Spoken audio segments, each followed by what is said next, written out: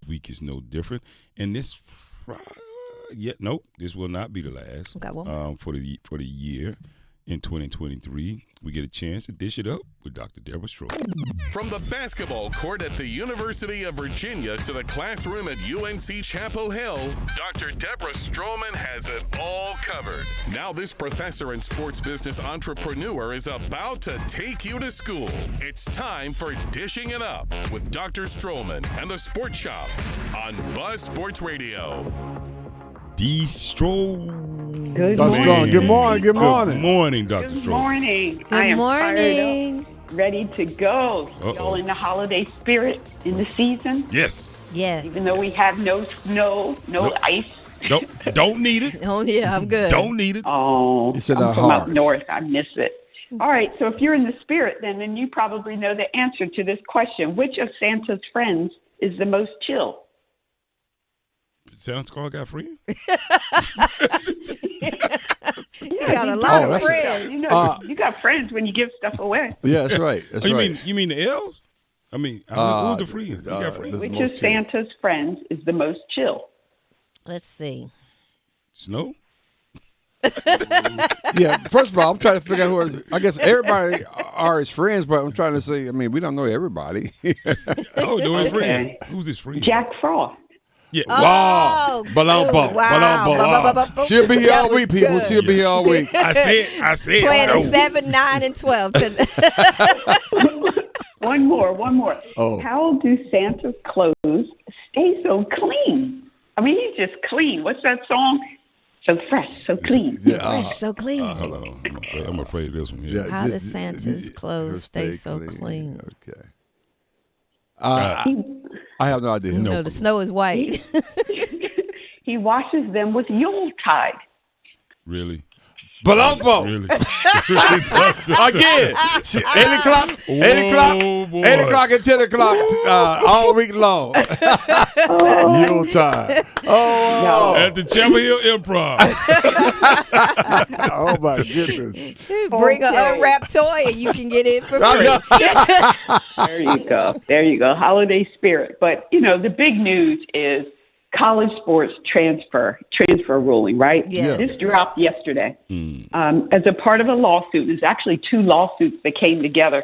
There was an athlete from West Virginia who was concerned about him getting the opportunity to play after transferring more than one time, 2 yeah. times. And then we've got 7 different state attorney generals, including our very own gubernatorial candidate, Josh Stein. It came together in this course. They were consolidated in front of the United States District Court for the Northern District of West Virginia. So here we go, West Virginia having an opportunity to be a part of something major, national news.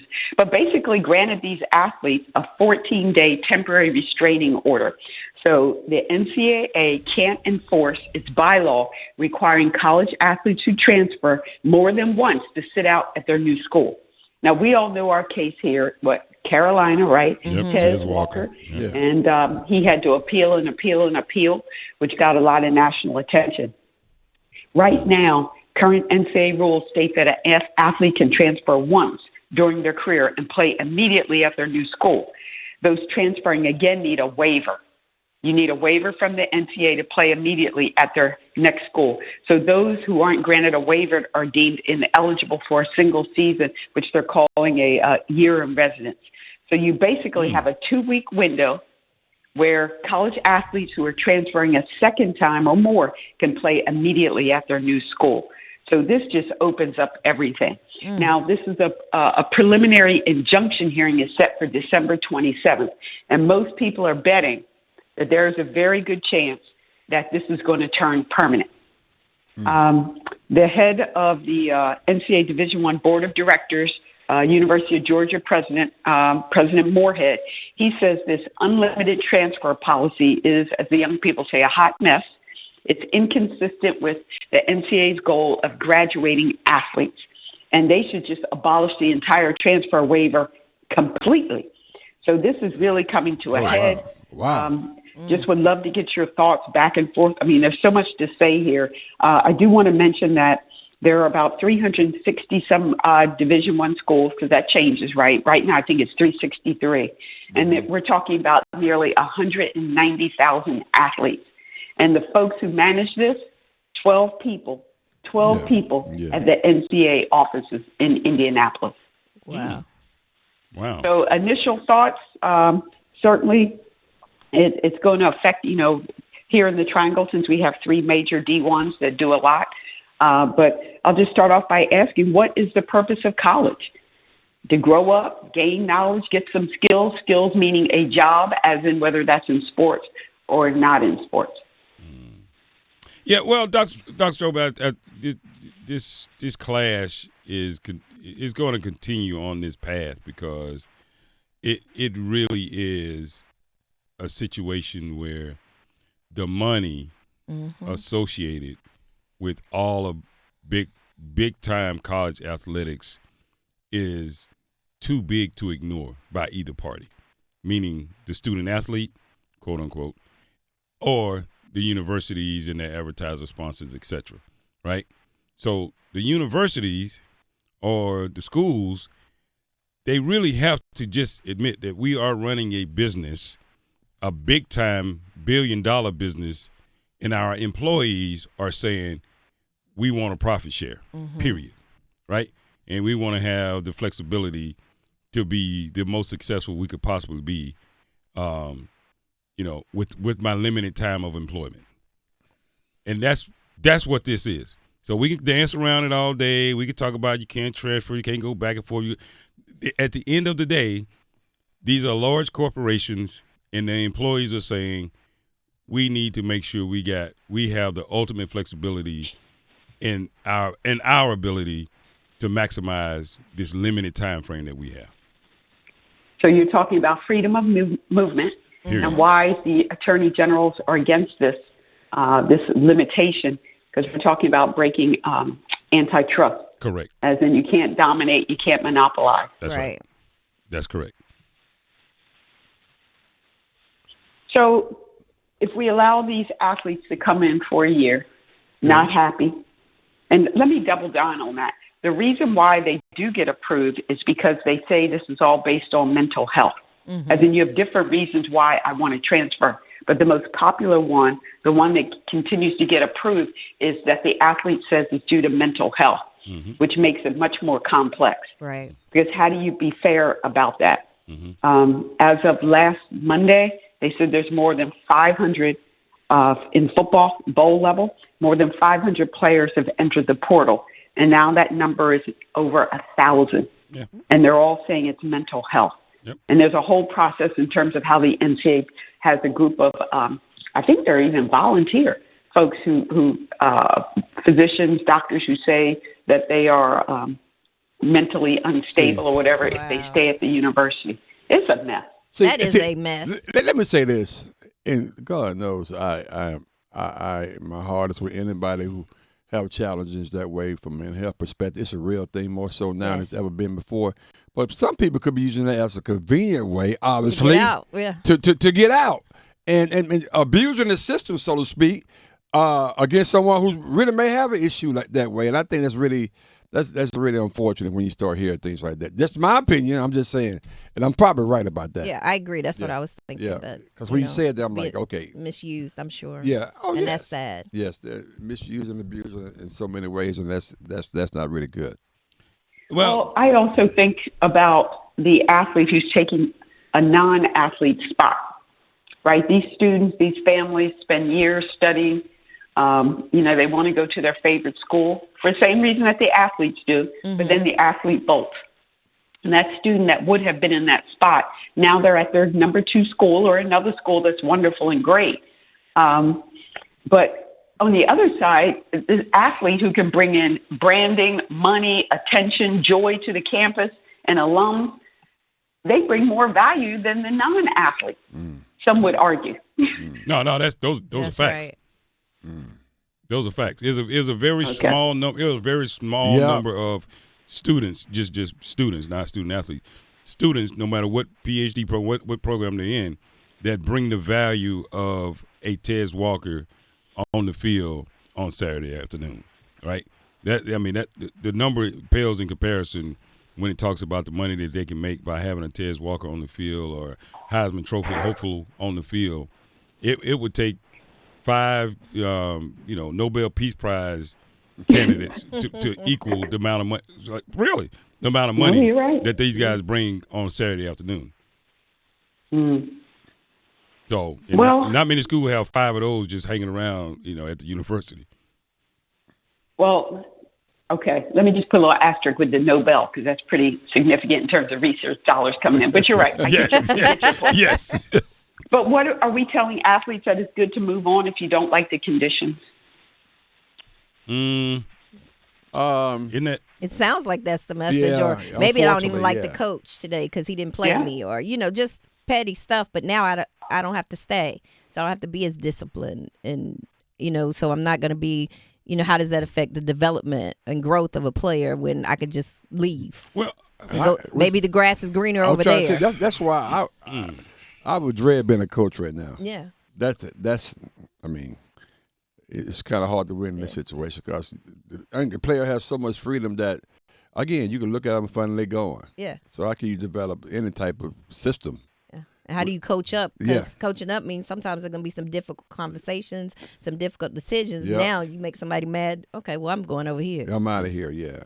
Exactly. And then the coach leaves, like our Coach Elko, right? Mm-hmm. He didn't stay for the bowl, and he basically left after the press conference, got a private jet and flew to Texas, Texas A&M, right.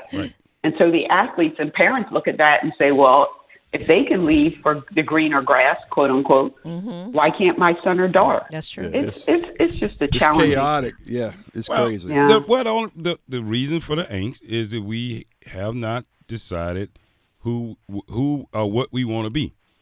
Do we want to be billion-dollar organizations or corporations with employees, right?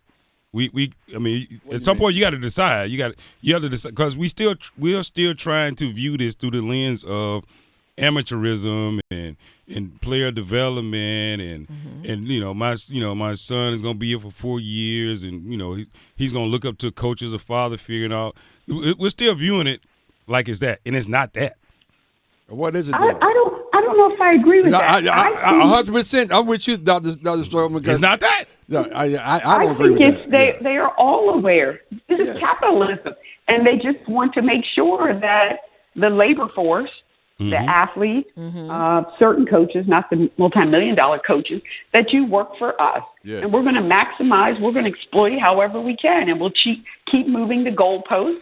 Every time you come up with something or a bunch of attorneys who agree with you, we'll just keep moving the goal. I think everybody is aware, as in they've made up their mind. They know. Right. So I guess what I'm saying is the angst comes, I guess, all the hesitancy, I guess the discomfort is if they've made up their minds, which also means now that the athletes have made up their minds that we're going to maximize on our end, none of us should be surprised that this is what we get year in and year out. Yeah.